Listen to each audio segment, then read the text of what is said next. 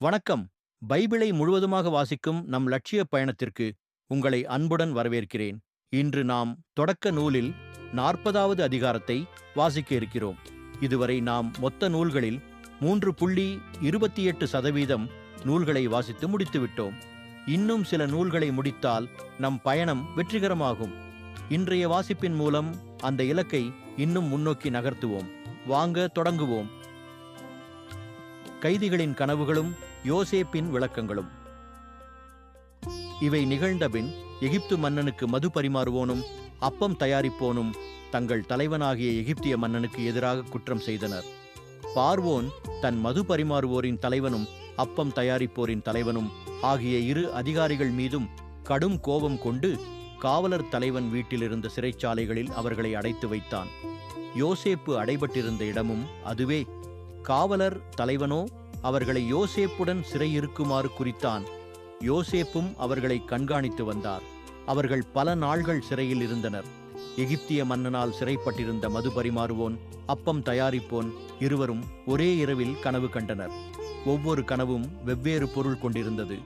காலையில் யோசேப்பு அவர்களிடம் வந்தபோது அவர்கள் கவலையாயிருக்க கண்டார். தம்முடன் தம் தலைவன் வீட்டுக் காவலில் வைக்கப்பட்டிருந்த பார்வோனின் அதிகாரிகளை நோக்கி அவர், இன்று உங்கள் முகம் இவ்வளவு வாடியிருப்பதேன் என்று வினவினார். அவர்கள், நாங்கள் இருவரும் கனவு கண்டோம், அதை எங்களுக்கு விளக்கிச் சொல்வார் யாருமில்லை என்று பதில் கூறினர். யோசேப்பு அவர்களை நோக்கி, கனவுக்கு பொருள் சொல்வது கடவுளுக்கு உரியதல்லவா? என்னிடம் விவரமாகச் சொல்லுங்கள் என்றார். அப்போது மது பரிமாறுவோர் தலைவன் தன் கனவை பற்றிச் சொல்லத் தொடங்கினான். என் கனவில் ஒரு திராட்சைக் கொடி எனக்கு முன் தோன்றியது. அந்த திராட்சைக் கொடியில் 3 கிளைகள் இருந்தன.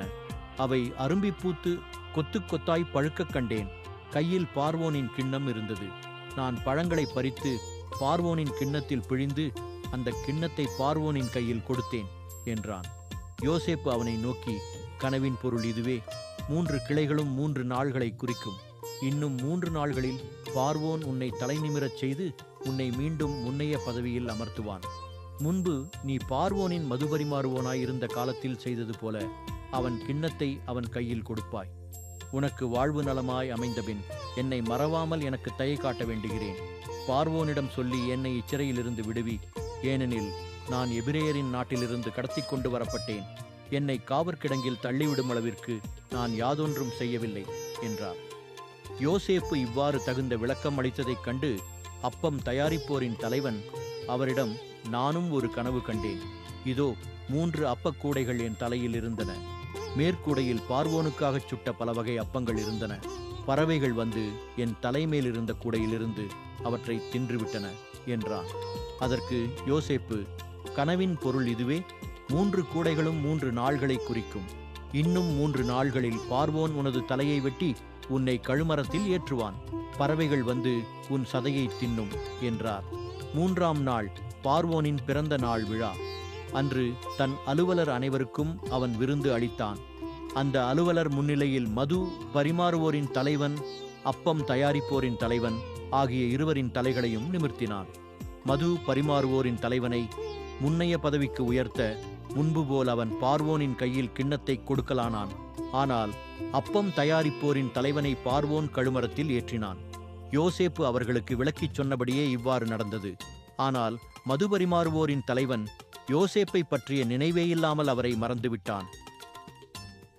நாம் 1189 அதிகாரங்களில் 40 அதிகாரங்களை நிறைவு செய்துவிட்டோம். இன்னும் சில அதிகாரங்களை வாசித்தால் முழு பைபிளையும் முடித்து விடுவோம். நாளை அடுத்த அதிகாரத்தை பார்க்க சந்திப்போம்.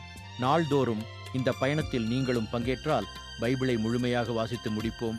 இது நம் வாழ்க்கையிலும் ஆன்மாவிலும் பெரிய மாற்றத்தை ஏற்படுத்தும். இந்த பயணம் உங்களுக்கு நம்பிக்கையையும் சமாதானத்தையும் கொடுத்தால் இந்த வீடியோவை லைக் செய்யவும் சப்ஸ்கிரைப் செய்யவும் மறக்க வேண்டாம். பகிர்ந்து மற்றவர்களையும் இந்த பயணத்தில் சேருங்கள். நாளை மறக்காமல் வாருங்கள்.